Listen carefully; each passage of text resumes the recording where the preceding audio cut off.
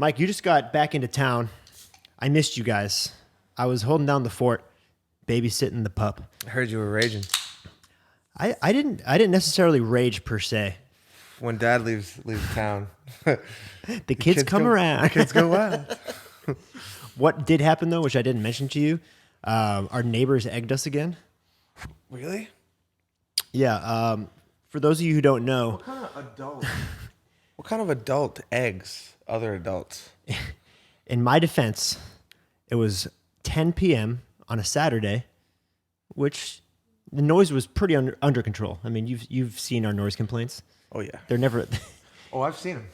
You've had some bangers. This one in particular, very chill for a 10 p.m. on a Saturday. Do we have to go knocking on doors down there? Might be 2 years too late for that. No, but I'm saying like I just want to be like, hey, are you the grown adult human being throwing eggs at other people? Like instead of just being like, hey, can you guys be quiet? You throw eggs. Like I want to look them in the eye and like have that talk.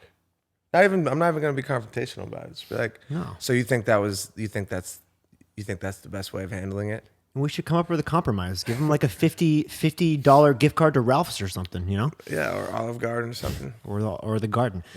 But we're having like a chill evening on the deck. Tops 6 or 7 people. Weird. All of a sudden, this guy just gets pelted with an egg on our deck. He's like, "What the fuck is that?" I'm like, "Oh my god, it's happening again." He got hit? Yeah, they hit directly him. hit. It was a direct hit. You sunk my battleship. Hit him right in the back. And and to make matters even worse, and this really grinded my gears, it chapped my ass, is that Steve started licking the egg the second it happened. He got sick and he threw up. Poor little guy. Steve, you gotta learn. You gotta live and you learn, Steve. If you mess with Steve, then you're fighting with fire. Yeah, it's war. This is war. War means war. But you guys were gone for 6 or 7 days. I couldn't partake. I had major FOMO. You guys were in Dallas, and you went to Posty Fest to promote a admirable cause. Yeah. And that is the Chug Bud. Yeah. I mean, I was gonna go anyways. I went last year, and obviously been on tour with him a bunch. So seeing him play a stadium was fucking nuts. How many people is that? Because it's in Dallas Cowboys Stadium. How many It's people? a mere 40K. That's 40,000 tickets. That's it. Yeah, something like. Our entire tour was 40,000 tickets. So just to put that in or around like 50,000 or something, so close to it. But yeah, I mean the Chug Bud, everyone's fucking harassing me in the DMs. Look, Me too. Set the record straight. we're not holding it off and being assholes. We're not teasing you. It's simply, I acquired the company. There's legalities. We've been the patent is already cleared, but making sure everything's covered and the bases are covered and putting together our plans for it, manufacturing and all that has kind of been our journey to where we are now. We did the MGK festival. It was like super last minute. Just did like, a small amount for them. But the whole idea is like when you have the patent on things, you can white label them and let them do the branding or, so it's like we do the actual, it's our item, you know what I mean? But it's, so with Posty, we have some plans of potentially doing it, the next step is doing it digitally with other artists or other entities, could it be Barstool, Prez, I'll give you a call when I'm ready. But yeah, like we have a bunch of really cool things like in the works. So I'm excited about like the possibilities. It's such a stupid, dumb little idea, but like I said, it's life changing when you do a Chug Bud. It's nice. Let's pump the brakes because I think you're undercutting it. It's not a silly idea. It's a fantastic idea. Oh, it's an amazing idea. It's just like they said, it's the best ideas are the simple ones. That's true. That's and true. It's like just one of those clear, it's just a clear improvement of something that's existed for like our dads were chugging beers. It was the same way.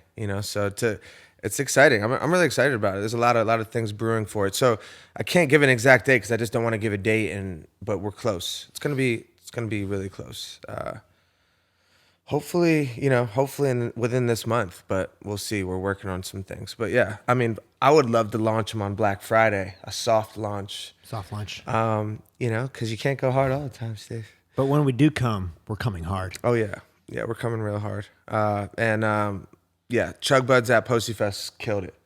We had a tent. They gave us, there's only like probably 7 to 10 vendors on the whole thing. So we had a tent. People were coming by. Most people had obviously never seen anything like it. So it was really cool. I might have demonstrated too many times. How many? How many do you think? I want to say the entirety of Posty Fest, from like when I arrived at the stadium to when I left, I probably chugged 15 beers, drank another 15, and then probably had another 10 screwdrivers. So you're saying that you had 40 drinks that night? I swear to God, that's not even the night. Then we went out. Oh man, people! I don't know why. This is like some people can do windmill dunks, and some people can fucking run 4-minute miles. I can drink beer. I can drink 60 alcoholic beverages in one day and live to see another one. This is my. I'm just gonna vent for a second. This is like what I've had to deal with the entirety of hanging out with you guys, because for my size, hand to God, I think I am a very aggressive drinker. And I've had nights where I'm like, man, Mike would be so proud of me how much I drank. I love to be that figure for you.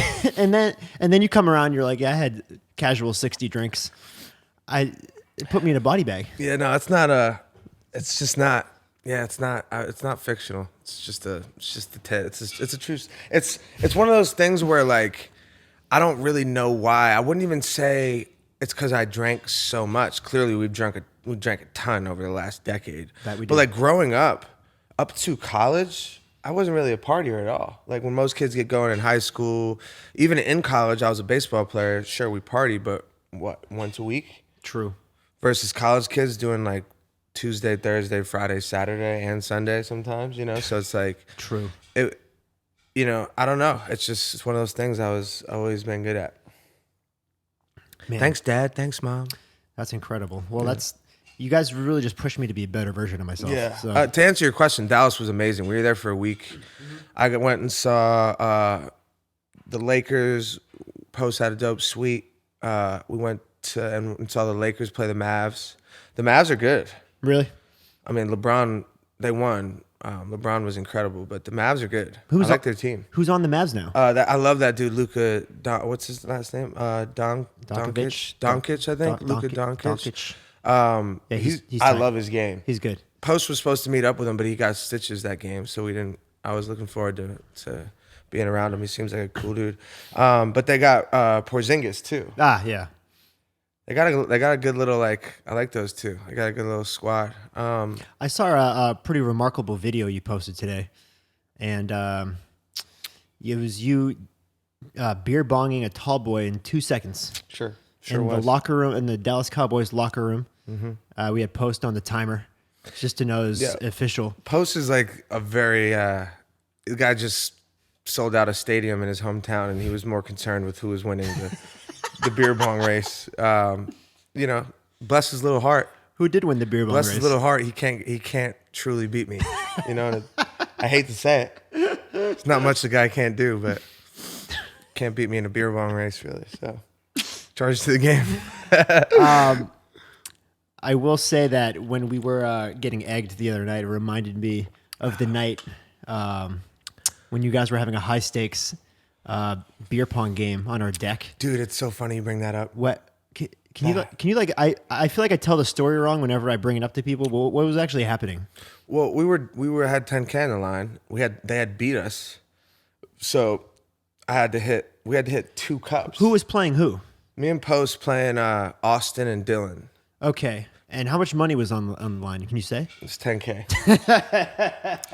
And we got beat, but we had a rebuttal. I had to hit 2 shots, and I hit them, and that was the night, bro. That was the night. So we probably had like 60 people on the deck that night. Yeah.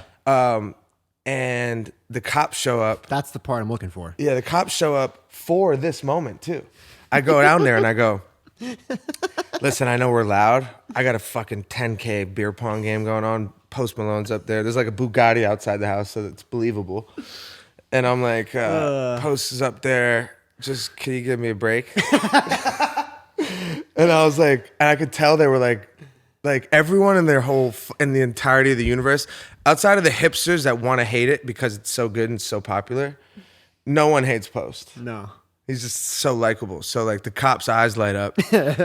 So I put the pedal to the metal, Steve, and I was just like, yo, why don't you guys come up? Check it out.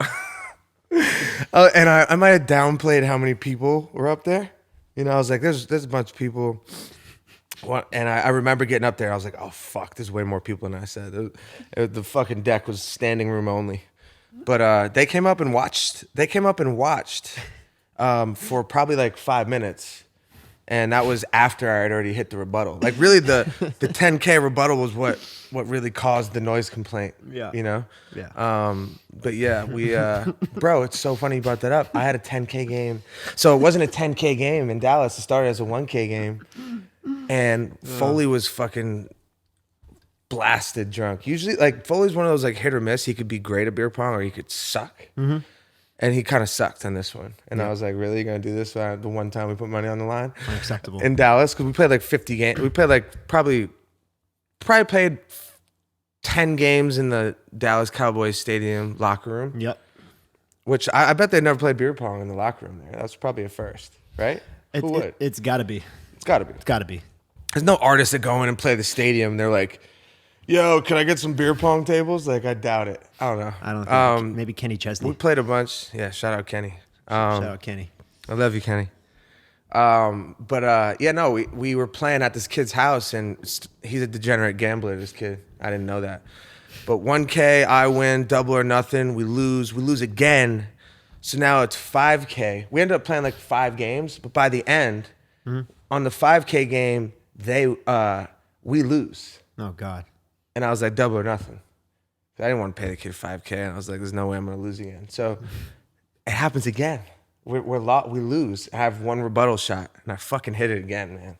Did you guys? We'd have to call Foley in, but like the whole place like was on edge. Did you end up winning the game? Yes. We actually ended up having to go to the bar because we were going to play again like one more time for 1K. I won that game. Mm-hmm. So then we go into overtime. Foley hits the first shot, and I hit the same one. 3 cups. It's over. It was, I mean, wow. We have to start so Post, I didn't know if I could talk about, forget it. It's not my business to share. But yeah, bro, I actually was like genuinely, I was too drunk to be worried up here. Mm-hmm. And Post is rich too, so we could split it. Mm-hmm. But I didn't want to fucking give the kid 10K for a goddamn beer pong game. So I was actually like rattled that I was about to cough it up. And Big Stevie stepped up again, man. Hey, you came through and you won it. It's another thing I'm pretty. My skills, my athletic skills, pretty much begin and stop with beer pong. I can't really like my fucking basketball game's trash. I can't play. And when's the last time you seen me play basketball? Months. I mean, I my back, like I've literally to the point where if I go play a hard game of basketball, I'm out. I'm out for like a week. Mm-hmm. So like I'm going to the chiropractor. It's actually a good time to bring up this mastermind shit. Yeah. I got a horse shit back. I used to be a really heavy squatter. I was like one of the dudes who like probably on the Duke baseball team, like the pitchers, you don't really work out your arms that much. Mm-hmm. As much as that sounds kind of weird. You want your arm to be like fluid and loose. So they don't really want you getting all tight here you need that in your chest. The range of motion. Yeah, so I had like a little baby chest and like huge old legs from squatting, and that's like where your power is off the mound. So I would squat really heavy. And my dad, the guy's always right. He was like, yo, you're going to fucking have a shitty back when you're stupid for doing it that heavy. And sure enough, now I'm dealing with it. So I'm been going to the chiropractor and trying to get it back. But I got in this is actually my homie's company that, you know, I merged, you know, I got part of this company now, and I wanted to bring it up to you guys because I posted this a few weeks back. Foley had posted it, and then I reposted it, and I got some messages like. Probably 4 or 5 messages from kids like, yo, my ankle was fucked up. That shit's really working. You know what I mean? And it felt, for me, bro, that was why I was like, yo, let me get a piece of this company. Because I put this shit on my back, and it really, really works. The rub especially. But it's Mastermind. We'll start like supplying you guys with links and giveaways and things. But this is us, the CBD product that's you rub on your skin, and it really does help the muscle, like tenderness and soreness. And it's been awesome. You ever jerk off with this stuff? I haven't. I can't imagine that it would work. No, It would work it works. it would work to your favor though, because No. it gives you that slight Bengay like smell and vibe, even though it's not as hot. It might be a little too sensitive. My dick was just You so wanna try? chill. My dick was so chill. Give it a whirl, Steve. Give it a whirl. I used it too, actually, because I had a horseshit left pectoral, and it helped a lot. Right? Yeah. It's good. So For real. If anyone has like fucking a little chronic like spot that's bothering them, try it. I guarantee you're gonna get more. You're gonna like it. It is really good. And to bring up our other sponsor, Bravo, we're doing a really awesome contest with them. Yeah. You guys have probably heard, especially in the beginning of all these episodes, we talk about winning an all-expense paid trip right here at the Stevenson Ranch. Yeah. I mean, it's for real. Like we've had this idea for a while, and like this is just the perfect opportunity. So we partnered with Bravo. It's a dope app. Basically, what you need to do is just download the app. It's a new, like, how would you articulate it best? It's a new. It's a payment app. It's it's you could compare it to like Venmo, but the difference is they don't hold your money in escrow. So like it's FDIC insured, which is Venmo's not FDIC insured, neither is PayPal, none of them, and it doesn't hold your money in and escrow. there's no fees. Yeah, you don't pay any fees, and it'll go directly into your bank account. So whereas Venmo, where like you get let's say you have like a balance, your Venmo balance. This doesn't exist with Bravo Tip or Pay. It just goes automatically right into your bank account. So it kind of skips that middle process, Right? Which I think is great. Yeah, no, I think it's dope. And I think college kid, like that's when college kids are like sending money back and forth for pizza and all. You don't want to fucking like $5 is kind of like, so you don't want an extra tax or extra fee on every single time you do that. Yeah, it adds up over time. And a lot of people don't know this, but companies like Venmo like sell your information to. That's facts. To a lot of stuff, and Bravo does not do that, which is pretty cool. That's cool. So it's like an improvement. So Mike, tell them how they can win. Yeah, so they download the app. You should help me with the details. They download the app. There's a code, a promo code, which is MS23. Yeah, we have a referral code. So when you sign up for the app, you enter your information when you're signing up, and then you have to enter a referral code. Ours is MS23. And in a couple of weeks, we're going to pick a winner. So that's how you enter. That's all you do. That's all you do. And that's it. It'll take you a few minutes, but that's how you enter. And we're going to fly, them and a friend? Them and a friend. Them and a friend, all expenses, come hang out at the ranch for a day or two or a few different... Yeah, for a whole day. Come be on the podcast. You'll be our guest on the podcast. Yeah, and can hear some tunes. Yeah, I was going to say, is that cool if they listen to your new music? Is it ready? There's a lot to be heard. Are they going to play all 80 of your demos? This guy has more demos for one album I've ever seen in my entire life. Yeah, that's not. I mean, it's a good thing. It's it's really. I would say right now there's probably like 40 records I really like. Some of them are a little more developed than others. Yep. But again, like when you hear what I've been working on, it will make sense. This is. I posted something Kid Cudi posted, and he was just like, if you listen back to my discography, every album's different. I took a chance. I evolved. I never gave you the same thing recycled. And this, obviously we've had a big plan with this for a while. Do you feel like you've done that over the years? Well, I mean, I was just going to say, like, this one is, a huge step forward, I believe, and it's like the first time I just feel so, it feels so me. It feels so me, so right now. And I agree. It's taken a lot of time and a lot of effort to get there musically, but I'm really excited about it. Well, that we can segue into this because we opened up the Steve Hotline, and that Steve Hotline's been blinging. And one question was from... I don't know what the fuck this guy's name is. He said, how did you find your musical identity? And was it hard to let the kind of music you originally were making? Was it hard to let go of the original music you were making? Good question. When you first started? Yeah. Fucking 10,000 hours is the short answer. I have, it really is like, if you can dedicate that much time to something and you have the passion for it, obviously you have to have a certain level of skill sets to begin with. But man, I really evolved as far as just like how I hear music, how I work, how I make music, and my entire process. Having a studio in the house, I record, I do everything myself. So it's really been a fun kind of tune up on my creative process. But yeah, no, I just to answer his question more directly. Like I said, when the music feels like it matches you so much and it's just you, as an artist, it's really hard. You could have a sound in your head, but it's really hard to execute. You know what I mean? Like I've felt like that for years. It's called the gap, and I'm gonna mess up the authors. I'm gonna mess up the guy. I used to talk about this guy. I forgot, but he talks about the gap between the artist. Basically where he's at and what he's making and what he has in his head and that idea he has in his head, and it's just trying to close that gap, which is a step-by-step process to being better, executing better, being better at it. You know what I mean? But when I started out, there was a huge gap. Like there's kind of something, like I always knew what it could sound like, and I've always talked about this like country meets hip hop thing, and it's just like I had to take these steps and chip away at it to get there, and I've closed that gap a lot. I really do. I feel like Now you feel like it's a small gap? I feel like it's a small gap and it's ready for entering. You know what I mean? We love a small gap. Yeah, we do. And like you said, the 10,000 hours rule, that's persistence. Yeah, it In is. short, that's a chapter I'm on right now in Think and Grow Rich. Yeah. Persistence. And also known as keep going.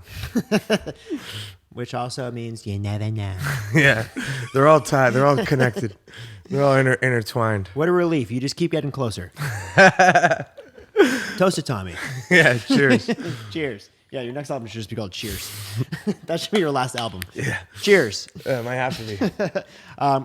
But going on that, we had another question from Kobe. He said, how has your mindset for creating music changed over time? And he said, for example, when you're creating a song like Win, how is it different from when you made a song like Lucky Rogers? That's a throwback. Man, I literally just go in there and let it come out. I mean, you've seen That's always been the same from day one. No. My like I was just talking about, my creative process has changed so much, but there's been a huge unlock, and it's been freestyling. So I freestyle, and I let life and I let my feelings and my emotions like pour out. I'm not really worried about what I'm saying or what I'm doing, what it sounds like. And usually, some cool shit comes out, and it's at least a good melodic framework. I'll freestyle, maybe 5 to 10 minutes on a beat, and I'll put together a framework of melodies that I like and lyrics that are popping out to me, and I go from there. But like if I'm in a serious mood, like you guys follow me on the internet, you could see I'm a pretty there's a wide range of things. It could be me chugging a beer in the Cowboys locker room. It could be me talking about something really serious, or sports, or spirituality. It's just all over the place. But like that's if you pay attention to my discography, it's always kind of been like that. I just go with what I feel. You've always been preaching a message too. Yeah, I mean, I think that's like the number one purpose of art is like impacting people, and everyone has their own truth. You can, vocally, it's awesome being an artist who gets to actually vocalize it. Like an artist, imagine painting a painting and trying to get the message across. It's a whole different set of, hurdles. Yeah. But I at least get to articulate it, and I've always wanted to choose my words wisely and make them count, because I know people are listening. I know my fans have always really listened for what the message was. That's so true. Yeah. I've always felt as a creator, my favorite part was like the way it makes someone feel after viewing it or listening to it. Not necessarily the message, but the way it makes you feel. Oh, yeah. I think we were put on this earth just to feel things, feel emotion, to feel whatever. So at this point, I'm thankful whenever I'm feeling, even if I'm feeling shitty or sad, I'm like, thank God I get to feel something. Yeah. You know what I mean? Yeah. Like I'm thankful for even like the sad shit. That's a good way to be, man. And like I watched a scary movie in theaters for the first time in like 15 years yesterday, and I was still like a huge bitch about it, and it still scared the shit out of me. But I was like, I liked it kind of. Yeah. I'm like, I can't tell you the last time I've been scared by a fucking movie. Maybe I was. It's probably just, like 20 years ago. It's just like the sound design, like grrr, you know, like Yeah, shit yeah, popping yeah. out. Like it just startles me. I don't go. To be fair, I don't go. Nor do I watch them really, unless there's a little baby, little lady over trying to get close. One movie date. Just trying to get close, baby. This question's from Matt. This is interesting to see what your answer is. He said, if you could have anyone, dead or alive, on the podcast, who would it be? Good question. Good question. Dead or alive? Wow. Dead or alive. That really opens up the doors. Let's start with alive first. Who living would you want on here? If you could pick anyone. It doesn't even have to be obtainable. Just who? Probably Elon Musk. I'd love to be able to have him like just sit down, like be around him and pick his brain on things. Mm-hmm. Yeah. I mean, I think artists are cool. I think athletes are cool. I think the president, not right now, but That would be hilarious though. Me and Big Don. You and Don throwing back a Bud Light ski. I feel like he's a Bud Varsity guy. He doesn't drink the JV stuff. Anyways, nah. I mean, I think people like that are potentially changing the entire, human race for the better going forward, mm-hmm. and can actually help save us from the fucking damage that we're kind of creating ourselves. Yep. I'm just really inspired by him and his financial success. Obviously, I'm very intrigued with him as a person too. I think that's a big reason because like he smokes J on Joe Rogan and like mm-hmm. I love he's pretty dynamic for somebody who's like blasting rockets off into space like bi-weekly and drilling fucking tunnels underneath Los Angeles. He's an interesting guy. Yeah, to say the least. So mm-hmm. I would pick him. And then what about someone who's died already? Fuck. What about like Casanova? Casanova fucked bitches. This is such a calculated like you'd have to give me a little time to give a real answer on this. I know. A lot. Dead? Yeah. Fuck. Like Abe Lincoln, that'd be tight. I'm thinking like real far back. Abe Lincoln. Yeah. Yeah, I feel like Abe wouldn't have any idea what we were talking about. Abe, this is a chug, bud. Yeah. You drink beers real fast. I'd probably have my fucking grandparents. Yeah. That'd be tight. Mm-hmm. Did you get to know your grandparents? I did. And they adopted my mom, but they were the only obviously I had a grandma on the other side. I never met my other grandfather. My dad really never met his dad, but they were around a bunch and I didn't you don't get to know them because you're a kid. Oh yeah, so I'd love to have an adult conversation with mm-hmm. That'd be really cool. I know. I was fortunate enough, but I only knew one of my grandparents. Yeah. That's 3 that I just never got to meet. So I probably agree with you on that. Yeah. Them or Casanova. Yeah. Fucking like, I don't even know. Julius Caesar. Oh, man. Caesar, who killed you? What happened? Yeah. Caesar's Palace? The real one? Oh, man. This question's from Matt. He says, what's your best advice for dealing with negative people? That's kind of a straightforward answer. I don't deal with negative people. Yeah, no, I was just like, if you got to deal with them and you're forced to deal with them, my biggest pointer would be get away from them as much as you possibly can. Don't engage them with like. I saw Jay-Z say something about this. I thought it was really cool. He said, "Don't engage people's ego with your ego. Like because the energy in the room might call for your ego to come out, don't engage that because that's when things get escalated, and things go wrong. And that's kind of what I suck at. That if someone challenged me in the past, I would rise. My ego would come right out. Even in relationships and things when I felt challenged by someone's actions. And it's I would just say if you have to deal with them, don't engage with the negativity. And it's easier said than done. It is, but we really are the product of who we surround ourselves with. Facts. Like I pride myself if I can even finish 25 drinks in one night. And we have Mr. 60 drink here sitting to the right of me. Yeah, man. But yeah, we are the product of that's why I love living here, because like there's always a hustle and bustle. Everyone's like working towards something, and like, that's good to be around. If you're not around that, then it is, you're man. you're not a product of that. It's hard to force yourself to be that way on your own. I mean, dude, it's as I've studied the mind more and more, and I'm just beginning. Like I'm fascinated with it. There's just so many behavioral things that we don't even understand, habits. And you just take them for granted. But like you create these habits and you create these behaviors by a lot of it is what you're programming, your environmental programming. So that's what, when we talk about environmental programming, in some of these other podcasts, that's what it is. You're a product of your environment. So it's one of those things that's actually like, as you get older, you're like, whoa. When I got bad energy and I don't have a connection with them, like I try to get away, and then I cherish the people I do have good energy with.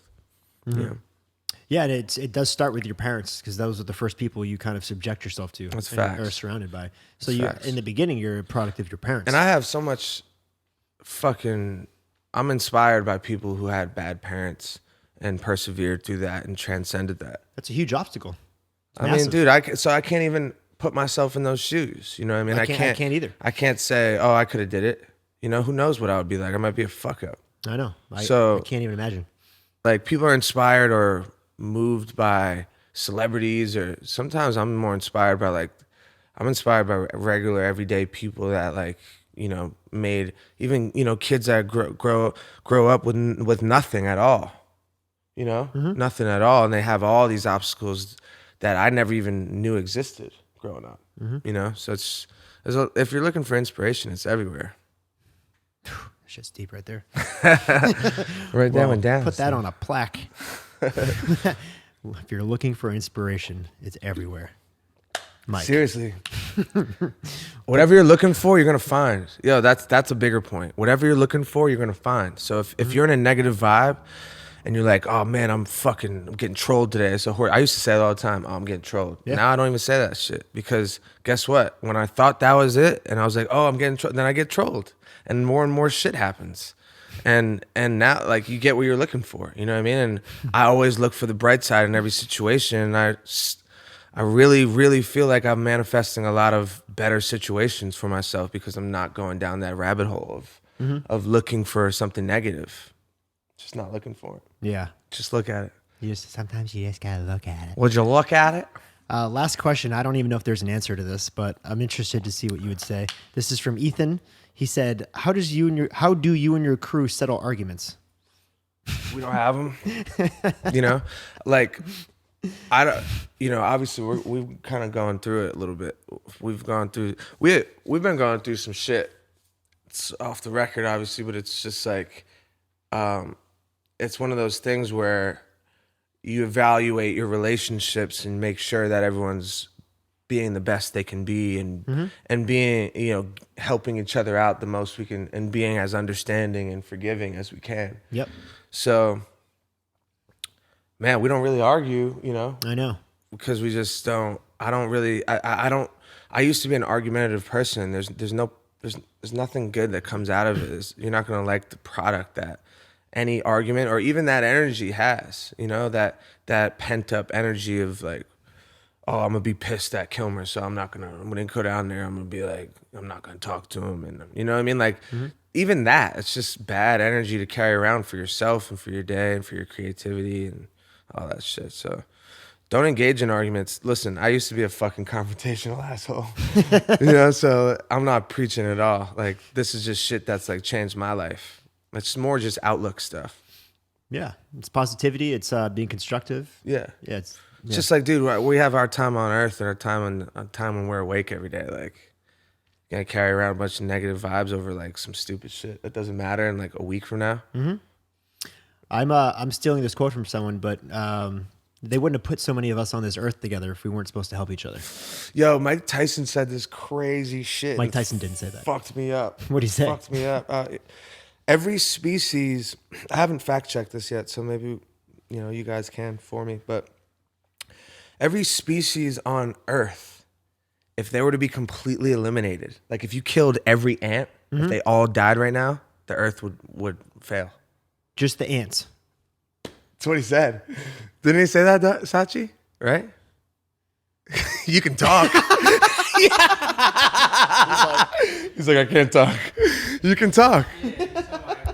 Every species, like if you just take one species, if every bird died and you just wiped them off completely, the earth would eventually perish. If you took every mountain, every rock, every all this. Like, interesting. Yeah, now we have to fact check it, but we should use this. We're gonna use our podcast as shit to be fact checked. Yeah. Instead of acting like we know everything, you guys tell us if this is true. But Mike Tyson said it, and Mike Tyson is the word. He's on the wave. The bird is the word of Mike Tyson. Everybody knows that the bird is the word. Yeah. Bear. I'm not gonna do it. But yeah, bro. And the only thing that's not true is humans. The only species on Earth. If we were all to perish right now, the earth would flourish. It would improve and flourish. Yeah. So why are we here then? Man. Like everything else is serving the nature's environment, right? And it all feeds feeds the ecosystems of, so we don't. It's pretty depressing to think about. No, but we don't. So no, but I think what I'm saying is kind of along the lines of what you said. We're here to feel. We're here to feel and experience and help each other. Yeah, I mean, bro, I've been realizing I'm kind of becoming a Taoist. What's that mean? It's like an old, I'm gonna butcher all this shit, but it's spelled Tao, and it's the Tao, and Wayne Dyer talks about it all the time. It's these ancient manuscripts from an Asian philosopher I don't even know the date. I'm going to mess it up. But it's a form of Buddhism. And it's just outlook stuff. And it's just I've been reading on it a bunch and I'm like, whoa, I actually this is kind of what I identify most with. It's just a very peaceful way of approaching life. It's actually called, it stands for the way. And it just talks a lot about being in harmony with one another, we're all one, the earth, even the planet and the people on the planet, we're all so interconnected. And think about how our body works, right? This is actually a thought I had before I even read this article. I had this thought when we were in Joshua Tree and I was, on the moon, Steve. And I was just like, yo, hear me out here. Think about all the shit that's happening in our body, right?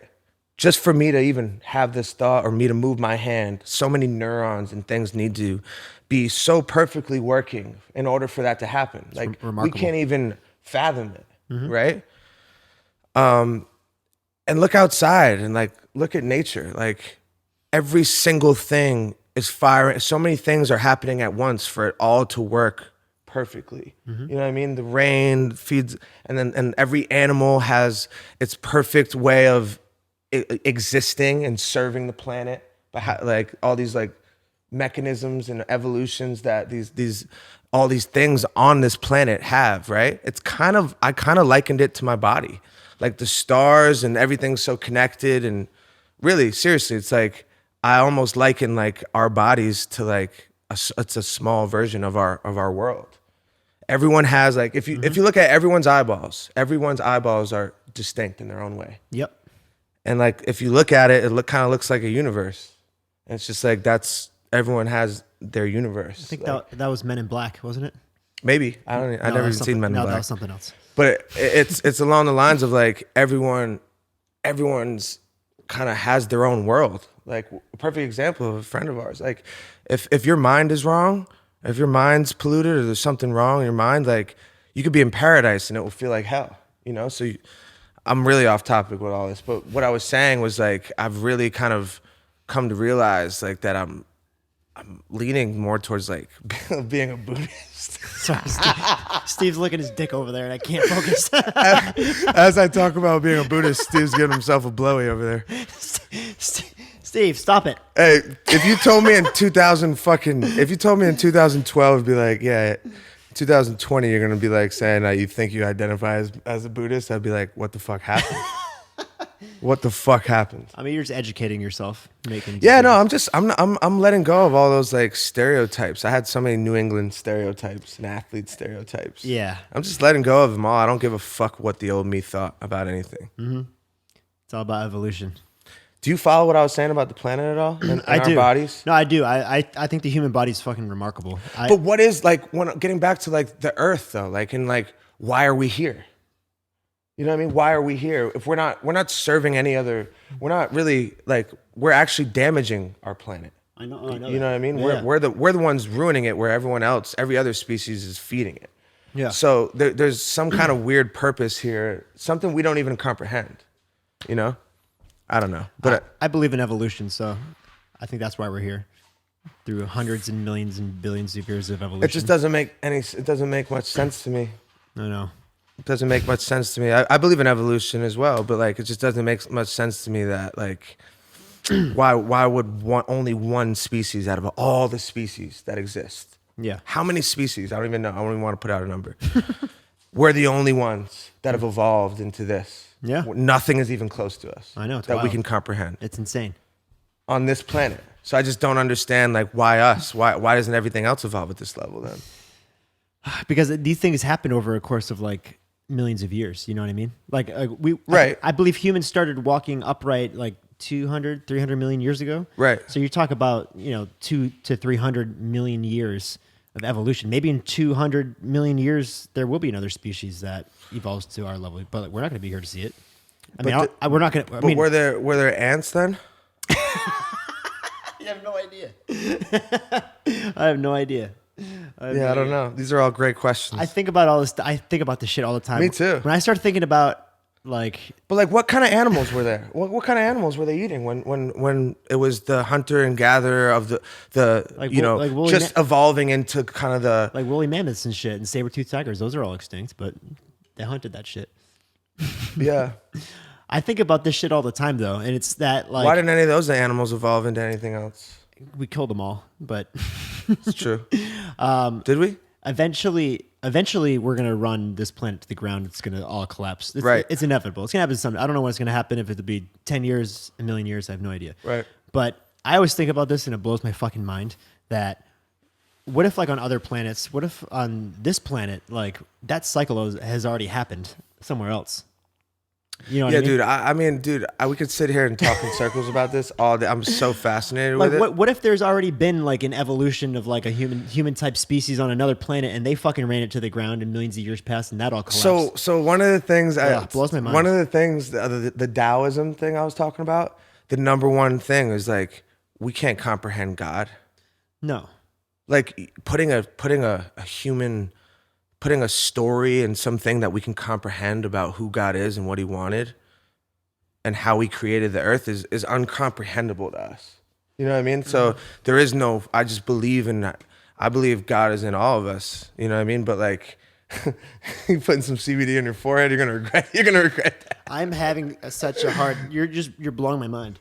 Yeah, I'm thinking about it. Listen, now. I'm just knee deep in all this stuff. I'm just carving out really what I think so much. I don't really even know what I think, but it's just so fascinating. Yeah. It's really sinking in. This could literally be a 7-hour conversation. This is gonna be the podcast is just gonna evolve into this, just us blabbering about fucking Talking Buddhist. about space and time. I can't. If once you start talking about space and time, I have Yeah. to put CBD on my forehead because Yeah, it's too much. I can't comprehend it. And there's just so many smart people out there that know way more than us about all this shit, obviously. But like, That's God, true. it's just a real layman's term look at like this kind of ideology, because I never thought about shit like this until now. Hey, we can't know the answers if we don't even know the questions. A wise man once said, "You never know." You just never know. And that's why you never know it's so big, bro, because we don't know true. shit. We don't know shit. I have to take a pee break. Probably put a little more CBD all over my face to calm down. Want to rub one out on the CBD and then report back? Go let one fly in the bathroom and let us know. I'm gonna wait. I'll wait till the podcast is over. Really? I'll wait till the podcast is over. All right. Let's take a pee break. All right. We'll be right back with You Never Know, You Know What I Mean, right after this urination break.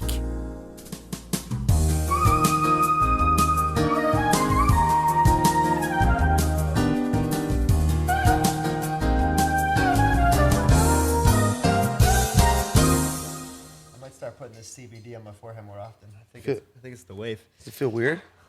I Does feel it feel tingly? no. I just feel really relaxed. Really? Yeah. Get out of here. Yeah. That's I do. I feel the same way like when that's you a placebo in action right there. no when you're out of like when you get straight out of like a 45-minute Swedish massage. That's how I feel right now. Oh wow. You might have just discovered a whole new lane for this. Way better than jerking off with it. Yeah. Hey, you never know until you can't knock it till you try it, Steve. Also known as no boner cream. Yeah. Can't get a boner with. Anyways, I'm incredibly. I have short envy right now because you guys have been wearing these in the trenches shorts, and I You don't have a pair? I haven't gotten a pair yet. Yeah. Well, these are just like the prototypes. That's probably why. Because we're still figuring it out exactly, but I'm not. people have been prototyping too harassing me about the in the trenches shit. They want these shorts bad. Again, we're not holding out on it. I'm trying to get it right, and we're just gonna go dummy on Black Friday, Cyber Monday. We have so much dope shit. Steve, what the hell are you doing over there? You're making a goddamn mess. We're gonna have like so many dope designs. Oh, this Keep Going chains that everyone's asked about. These will be Black Friday. Chain hang them a dang-a-lang. Yeah, mine doesn't, but You need a threesome, you need to intervene. 2 Chains. Sorry, keep going. yeah, 2 Chainz got the sauce. But yeah, no. For all the people asking, the jerseys, the Sienda jerseys, the Duke ones, we're gonna do like an authentic. We did the non-authentic, which was cool, but like we want these. This will be a little more pricey, but it will be like an official jersey, which we've never done, which would be cool. That's all happening on. When is Cyber Monday? When's it's a few Black weeks Friday? from now, I think, or 2 or 3 weeks. Is that from during now? Thanksgiving? Yeah, I don't know, Steve. Steve's so weird. Look at his face when he gets like he like demands that he gets pet. He's like, That's that like Look at his face. What's that emoji? Like the guy that's like in the middle of coming It's like- emoji. that's my favorite emoji. Like, What is that? I never understood what that emoji means. Is it mid jizz? to me, it's in the trenches. Really? Yeah, but in like a funny way. It looks like he's busting a load. No, it's like in a funny way. Right, Steve? Like I'm wearing it right now, like that kind of face. Yeah, kind of like, how the fuck did I get here? I thought it's more like I'm Yeah, it's a sheesh face. like I'm coming, like Steve got a little dingy, huh? an O face, like Steve, it's okay. He got a little dingy. yeah, he's got a little. He chopped his fucking balls off. He's got a little ding-a-ling. What if people had like? Yeah, but I think he could still have a bit of... I think he could have... Is this weird? Is it weird? Hey, let us know. Next episode, we can evaluate his boner more, but I think we draw a line now. You can fact check that. Yeah. Is it- I'm pretty sure he has like an abnormally small dinghy. It's fine though, he Steve. gets little red rockets on the way to the dog park. Yeah, because he knows it's about to go fucking down. Wow. Right? You think he's trolling us on purpose? Yeah, for sure, bro. This guy's a genius. He's like, yeah, you only feed me dinner yet. Look at my dick. Fuck you. Look fuck, at this little look at ding-a-lang. this little dick. Fuck your podcast. Look at this dick. Look at my little furry dick. Your little shitty podcast and suck my little furry dick. Oh, damn. Ain't feed me dinner. Ain't feed me dinner till 7 p.m. Bullshit. Suck my little furry dick. Damn. Except he has an Australian accent. I can't do an Australian accent. Look at his face. I feel bad for everyone just listening because the imagery is hilarious. Steve likes a good stretch too. Steve's looking like fucking Sasha Grey over here in 2009. Just spread eagle, ready for anything. Getting ready for 10 black dongs. Anyways, we can all look forward to Black Friday and Cyber Monday. And we're gonna open up. We're gonna actually officially open up the Steve Hotlines, and we have a very special caller, and she's gonna call in right now. We love it. Let's play some music while we wait for her to call. Steve likes this song too. Is that the Ben Stiller move from Along Came Polly? Wow. All right, here she is. Nailed it. Her name's Talia. I'm gonna answer it for us here. Okay. Talia, Hi. it's John Kilmer. You're on the air. Hi, guys. How are you? I'm doing great. I got Michael sitting here to the right of me. I'm going to hand him the phone and just wait 1 second. Hello. Hi, Mike. How are you? I'm alright. I'm hanging in there. It was very, very unexpected. How recently did this happen? This just happened Wednesday night. Oh my goodness. I found out about it Thursday morning while I was at work. My brother called me. And my aunt, her name is Pamela Davidson. She was 49. She was the life of the party. Mm-hmm. She was there for anyone that needed it. She was always making sure you were happy and smiling, and she was just a really good time. She had a huge heart. She leaves behind her 26-year-old son, who was like her whole world. And it's an open investigation right now, but she was shot inside of a home in Easton, Mass. At 6:30 at night Wednesday night, and they have no idea what happened. That's unbelievable. I mean, they couldn't even. They said they couldn't even do CPR.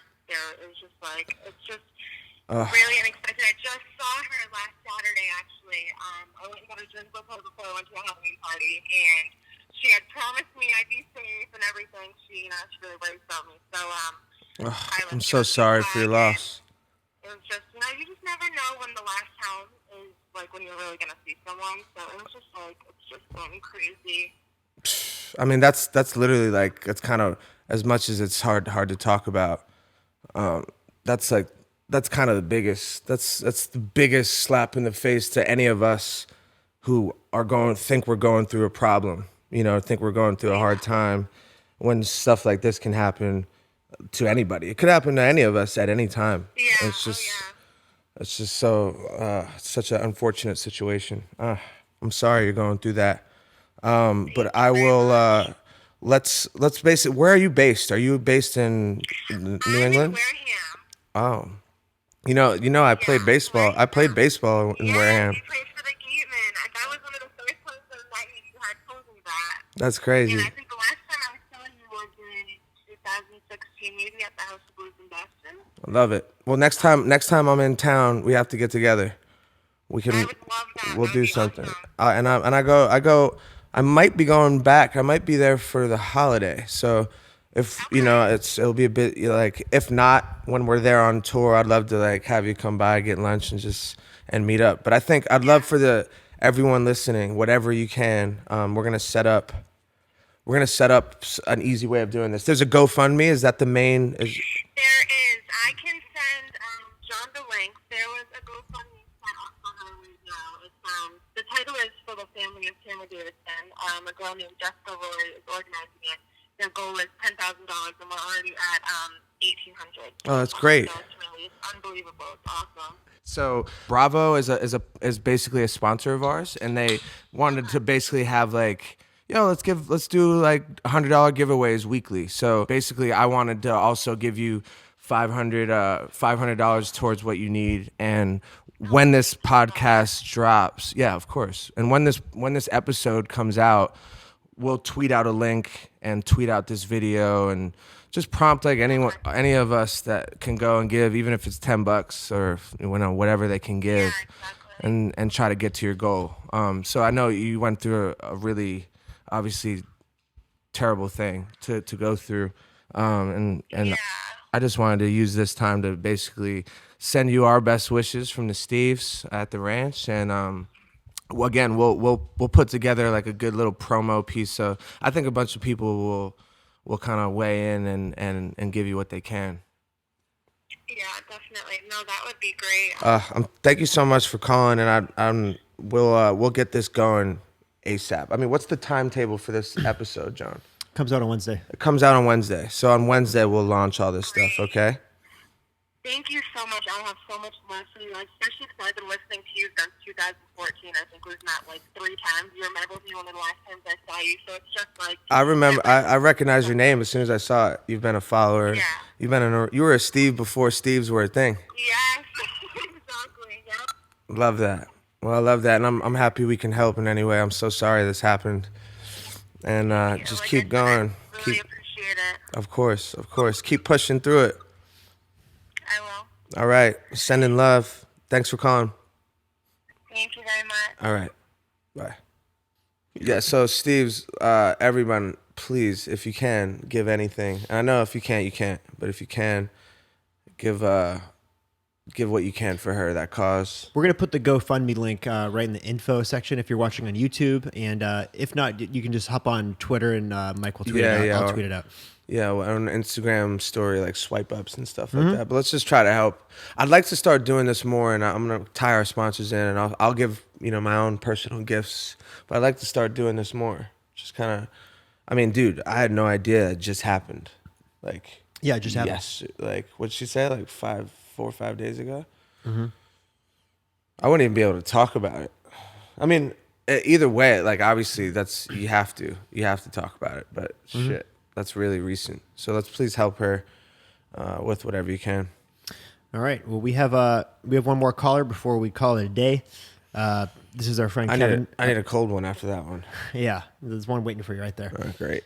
This is our friend Kevin from Nashville, and while we wait for him to call, we're going to. This is my guy. Yeah, I was going to put on a song, but. Hello. What's going? Hi, this is John Kilmer. You're on the air. It's Kevin. Kevin, I'm gonna hand the phone over to Mike right now. Alrighty. My dog, what's going on? What's going on, big dog? How are we? It's all right. How are things going?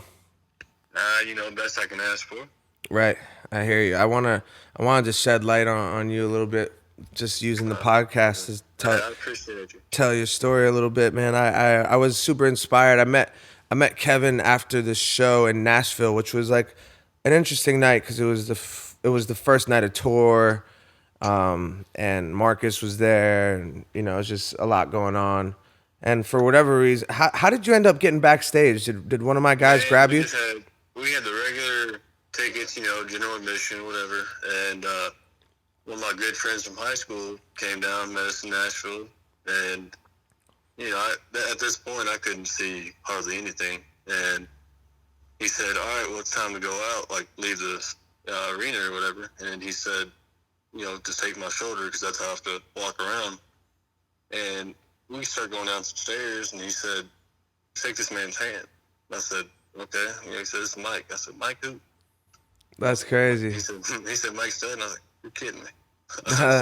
That's so cool. I guess he, without me knowing, went around and kind of got the hookup somehow. I'm not sure if it was one of your buddies or what. That's a true Steve right there. That's a true Steve. Oh, dude, he's one of my brothers. I was super inspired. When I met you, we had gotten off stage, and dude, I just couldn't even tell you. I couldn't tell you were having any sight issues at all. Just your vibe and the way you were holding yourself. It was pretty. Took me. I was taken aback by it, and I thought it was really cool. I wanted to shed light on a little bit because it was a time where I was like going through some shit like personally and emotionally, and like I just bro, it changed it changed my whole fucking vibe going forward. I mean, it might even be part of like just where I am now because it was just like, dude, you were in such a good vibe and had such positive energy. I appreciate that a lot. No, for real. And it was like trying to do, be any different than what I normally am. How were you always like that, because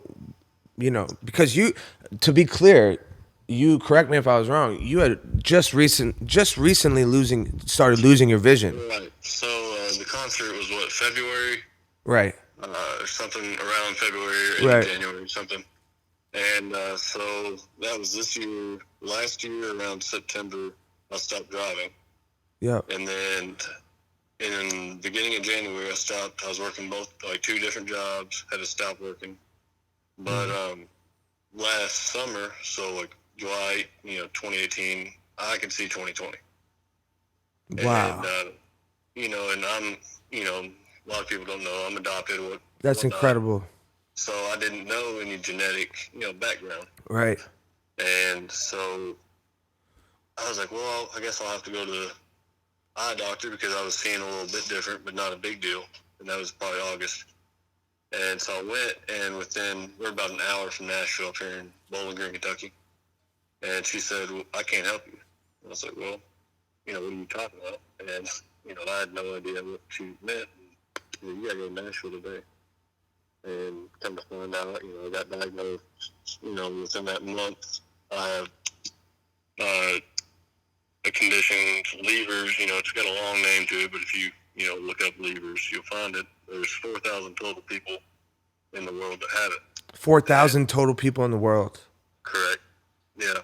And so it's so rare that they don't know how to fix it completely. I'm in a trial right now, but they don't, still have the answers. So you're in a trial treatment right now. Right. I'm in a clinical trial. There's like 3, I think, to my knowledge, total in the country, like trials like this. I'm in one at Vanderbilt in Nashville, and I'm one of 7. I was 6 of 7 people in this trial so far. Wow. So, and they gave me shots last February in my eyes of live genes. So, Wow. It improved. Like, it's improving right now, but is it improving? That was going to be my next question. You right, feel it? You feel it? Very slow rate, So you start to see, you're going from a place. Are you totally? Is it totally just black when you are you getting like? Do you what are you seeing now? Like, I've always been able. I've never lost light. That makes sense. I've never lost the light, but now I'm starting to see a little bit more in my peripherals in my left eye. But I'd say beginning of like mid-January last year, I was at my worst time, and like that it affected me in a way that you would never imagine. I didn't know how to react to that. I didn't want to leave the house type, And yeah, so, dude, I can imagine. I think every single person listening would react the same. Right, and it's a completely game changer, life changer. Like, and to this day, I still don't know how to completely react. Right. But I'm adapting. Right. Now, are you able to? Your day to day, what is it right now? Just going and getting treatment. Yeah, I mean, I got those shots once, and then I go. Now it's starting. I went to Nashville maybe a couple of weeks ago. They kind of just check on me, see how much it's improved and what it's doing. Mm-hmm. But no, right now I'm still kind of learning because I was working.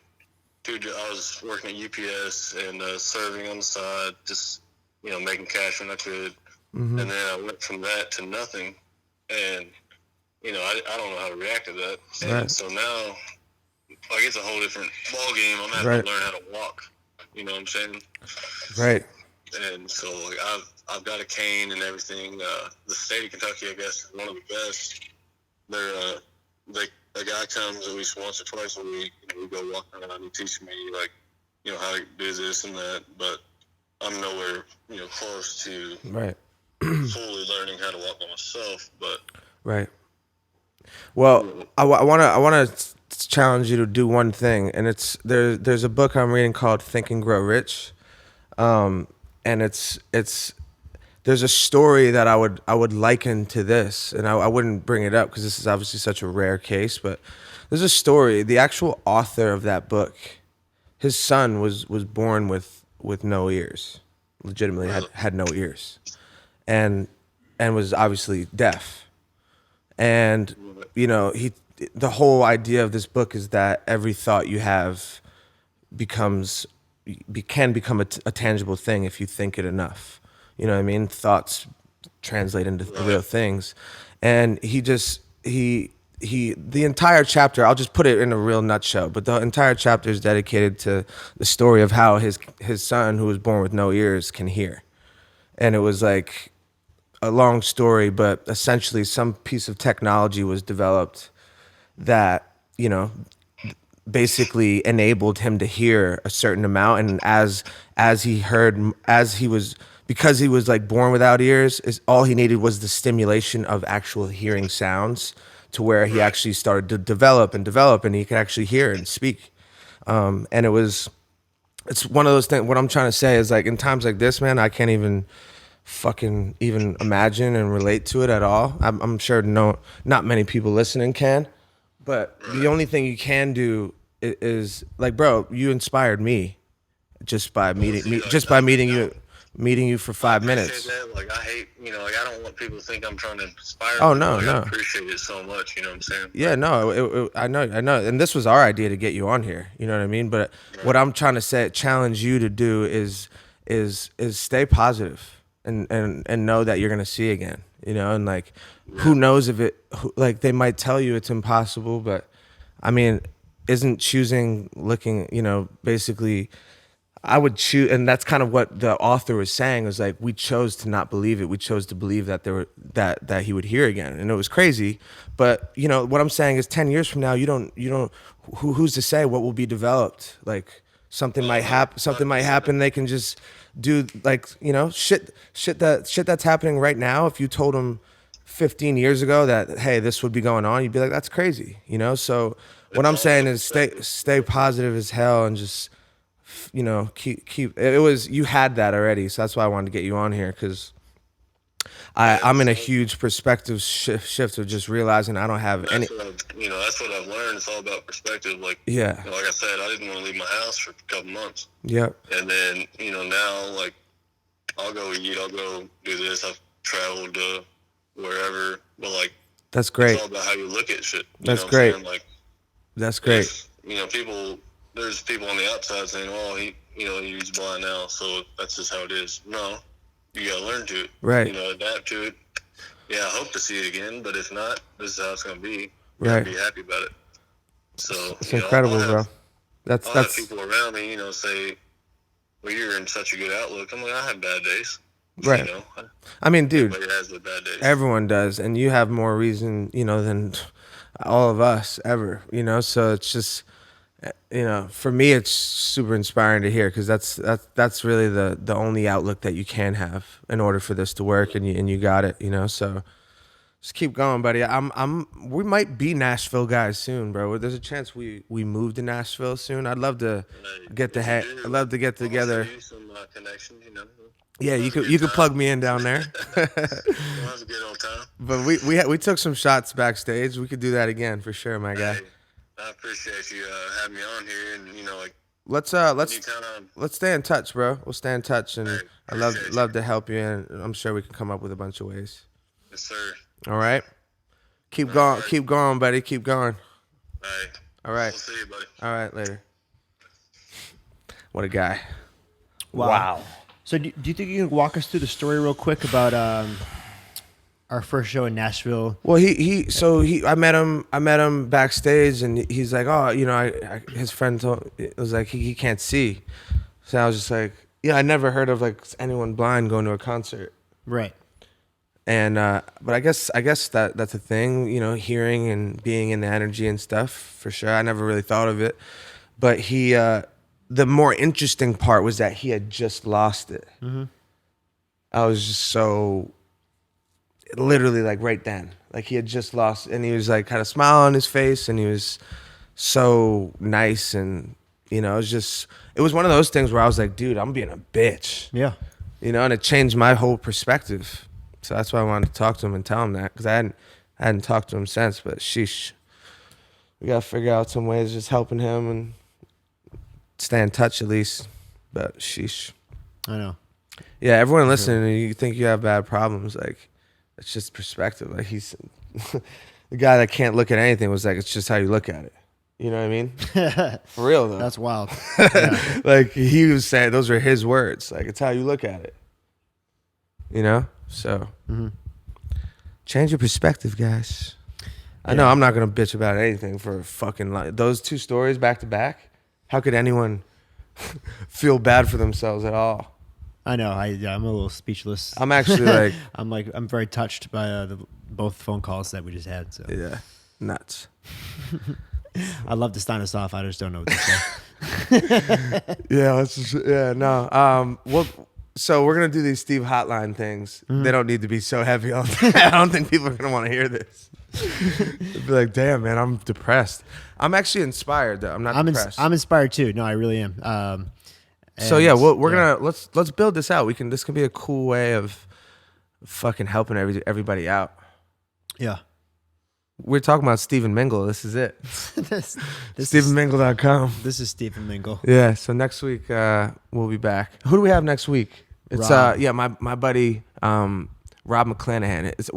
He's got a really interesting story. He's not a celebrity, but he trains every superstar basketball player that more or less anyone you could think of, he's training them. And he's from Cranston, Rhode Island. He's a white kid, and he never even played really in college. Wow. Like what an unbelievable fucking story. So he's on next week, and we'll keep it rocking. All right. Keep going, fellas. Signing off.